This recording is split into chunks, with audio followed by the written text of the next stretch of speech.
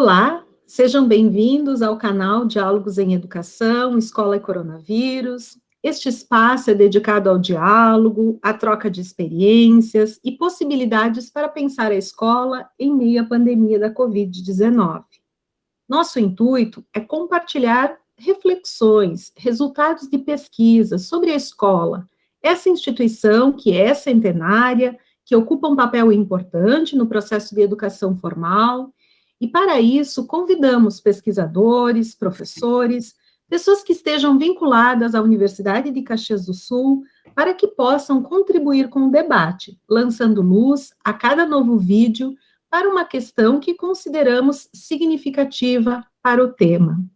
Neste mês de setembro, mais especificamente agora, no dia 19 de setembro, nós comemoramos, lembramos e, em especial nesse vídeo, queremos convidar vocês a refletirem sobre o centenário de Paulo Freire. E para tratar desse tema, ninguém melhor, né, pensando no nosso programa de pós-graduação em educação, professor Danilo Romeu Streck. Muito obrigada desde já pela sua presença, pela sua participação. É uma honra tê-lo aqui conosco. Professor Danilo, o que você pode nos contar e nos convidar a pensar nesse nosso vídeo para os que nos ouvem, nos assistem, sobre Paulo Freire? Professora Terciane, primeiro, muito obrigado pelo convite para estar aqui com vocês. Convite para conversar com todos vocês que estão participando aqui dessa transmissão sobre Paulo Freire. Esse aqui, como a professora Terciane mencionou antes, é um ano muito especial. É o centenário do nascimento de Paulo Freire. Esse nascimento, para nós todos, acho que ele tem um valor simbólico. Paulo Freire, ele representa muito para a educação brasileira e para a educação mundial. Quer dizer, é uma figura nossa que, de certa forma, nos representa no mundo. Então, esse valor simbólico do centenário de Paulo Freire. Mas eu acho que também, professora Terciana, ele tem um valor muito real nesse momento aqui. Porque é um momento quando todos nós aqui estamos sendo, de certa forma, afetados pela pandemia, que deixa rastros de morte, que aumenta a desigualdade, que está produzindo desemprego, está produzindo a fome. E a repercussão disso nós sentimos na escola, sentimos na universidade, sentimos na família, quer dizer, em todos os lugares se sente essa repercussão. Então, é um valor muito real, tem um significado muito real para nós. E tem um significado muito real também pelo momento político que nós estamos vivendo. Quer dizer, um momento em que nós aqui estamos tendo que lutar pela manutenção da frágil democracia que nós temos. Então, Paulo Freire, nesse momento aqui, ele tem este significado simbólico e tem também um significado muito real para nós. Que bom te ouvir, Danilo. Eu penso que realmente aqui, quando se coloca, né, a retomar e, quem sabe, já convidar quem não conhece a extensa obra do Paulo Freire, que possa fazê-lo, talvez nós possamos refletir um pouco sobre qual a presença hoje das ideias, do pensamento freiriano, que inspirações, ou talvez que reinvenções pensar a partir do Paulo Freire. Eu acho assim, até a palavra que tu está usando aqui da reinvenção, naquilo que é talvez uma das palavras que eu mais estou ouvindo nesse ano aqui, em várias lives, em encontros, em palestras, né, em encontros de educadores de vários tipos, de várias naturezas e tipos, e eu pensei assim, é o conceito de reinvenção que o próprio Paulo Freire usa, em relação a si mesmo, as suas ideias, quando ele diz, eu não quero ser copiado, né? Não leiam o que eu escrevo para fazer a mesma coisa, mas leiam, escutem minhas ideias, e para criarem uma coisa diferente, criarem coisas novas, aquilo que ele chama dos inéditos viáveis, né? Aquilo que são o futuro que está em gestação e que aparece muitas vezes em coisas pequenas no nosso cotidiano, na sala de aula, na família, em outros lugares, né? Eu estava pensando aqui coisas muito simples, por exemplo, a questão do diálogo, né? Quando vivemos esse momento de pandemia, com atividades sendo transferidas para plataformas digitais, né? Nós temos que reinventar os espaços de diálogo. E um exemplo muito bonito de uma mestranda, quando ela disse, falando de seus alunos, ela disse, olha, tinha na minha sala um aluno que tinha muita dificuldade para participar, né, por razões que eu não conheço, mas todos nós que trabalhamos em educação sabemos, porque uma criança muitas vezes se sente excluída, se sente isolada, né, e inibida também para participar. E ela disse, olha, online essa criança começou a participar, porque ela estava em casa, de certo, no ambiente mais seguro, e ela começou a ter essa autoconfiança que é tão importante para poder participar. É um exemplo pequeno, mas talvez um sinal aqui de que o diálogo pode ser reinventado. Claro, para isso precisa ter condições, para isso a criança precisa ter a conexão, precisa ter o celular, precisa ter o computador, mas são possibilidades também que vão se criando. Eu acho que essa reinvenção ela vai muito adiante na própria escola. Eu acho que a escola não vai ser mais a mesma. A relação professor-aluno vão mudar, estão mudando. A relação dos pais com a escola também, eu acho que muda, porque os pais estão assumindo funções que antes da pandemia, acho que não assumiam, quer dizer, simplesmente talvez delegavam para a escola.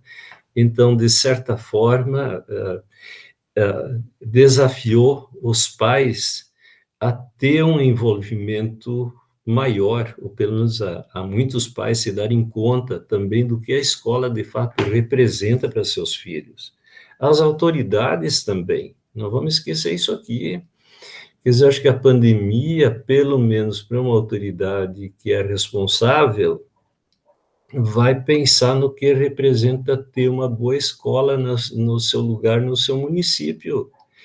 Então, uma escola que tenha hoje condições materiais e também essas condições, por exemplo, de conexão, uma boa conexão na escola, né? Coisa hoje que não é mais luxo, ou então autoridades que pensam como é que eu vou fazer para as crianças que moram em condições muito desfavoráveis, mas como é que elas podem ter acesso também à internet e a esses recursos. Então, eu acho que realmente é um momento, assim, coloca desafios para nos reinventarmos em muitos sentidos. E, se me permite, eu ia levar isso aqui até adiante aqui, reinventar a nós mesmos, né? Estava falando aqui de professores, escola, autoridade, mas é para nós também isso aqui, né? O que significa ser gente nesse momento? Lembrando Paulo Freire aqui do ser mais, do ser gente, né? O que é ser gente junto com outros e ser gente junto também no contexto maior também da natureza. Eu acho que a pandemia está mostrando isso aqui, quer dizer, do tipo de relação que nós estabelecemos conosco mesmos, com o outro, com o mundo, como dizia Paulo Freire. Não, acho que é isso que eu também fui aprendendo agora ao reler Paulo Freire, a ideia que ele tem de mundo. Ele diz, o mundo é o quê? São meus pais, é a relação que eu tenho com os outros. Mas o mundo é também o quintal da minha casa, são os pássaros, são as árvores, o mundo vai ampliando, quer dizer, tudo isso aí é o meu mundo, pelo qual eu sou responsável.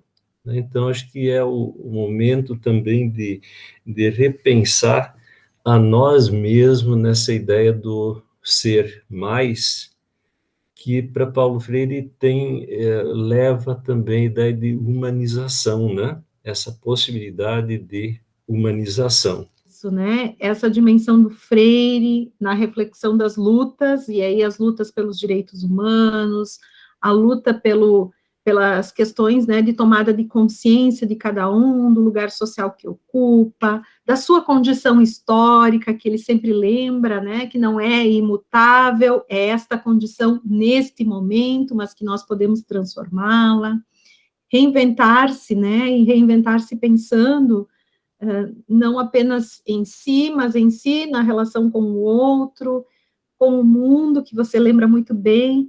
Então, se você pudesse, professor Danilo, deixar aqui uma palavra final para quem quer conhecer um pouquinho mais do Freire, das suas obras, para inspirar essas possibilidades de reinvenção, o que você recomendaria? Eu vou lembrar aqui uma imagem de um colega da Colômbia, a gente estava junto como editores de uma revista, daí ele escreveu um editorial, ele disse, Paulo Freire é uma árvore andante, né? Uma árvore que anda. Então, eu achei essa imagem muito bonita, porque, por um lado, é um lugar onde muitas pessoas que pensam diferente, né, podem se encontrar. Paulo Freire, a obra dele representa essa plataforma, né, ele mesmo dizia de si mesmo, às vezes sou alguém conectivo, um menino conectivo, né, que conecta ideias diferentes, autores que para muitos parecem muito estranho juntar um com o outro aqui, ele vai dizer, não tem problema não, né? Vamos deixar eles conversar. E desafia a gente a conversar também. E, quer dizer, essa árvore, a sombra dessa mangueira, é o título de um livro, né? É um livro interessante para começar, inclusive, a leitura para quem não leu. E para quem já leu, retoma. Mas é um livro muito interessante. É uma árvore andante porque ela não está parado, né? A árvore já está plantada e fica parada, mas ele não. Então, ele mesmo se reinventa com o tempo. Então, isso também faz a obra dele tão interessante e faz com que pessoas em diferentes partes do mundo, pessoas com interesses diferentes também se encontrem na sua obra.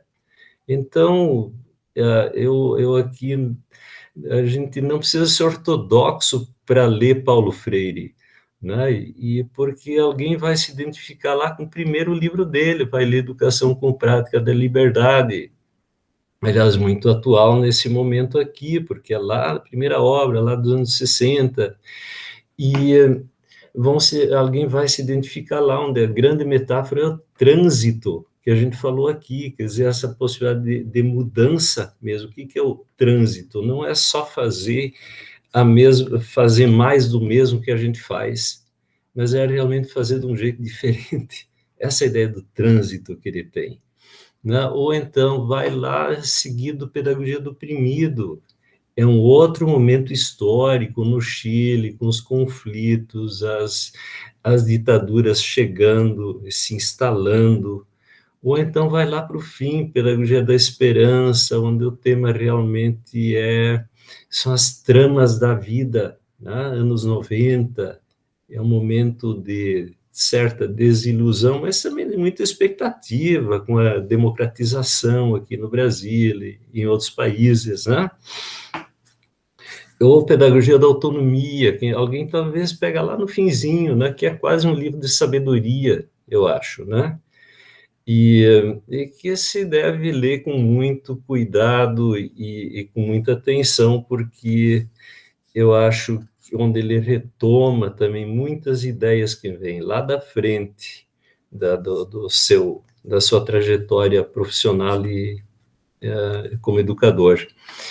Então, a mensagem seria qual? Vamos aproveitar esse ano aqui para repensar o que a gente faz, para nós reinventarmos a nós mesmos, ter essa esperança, ter a ousadia, e para seguir, né? Seguir em frente com muita esperança.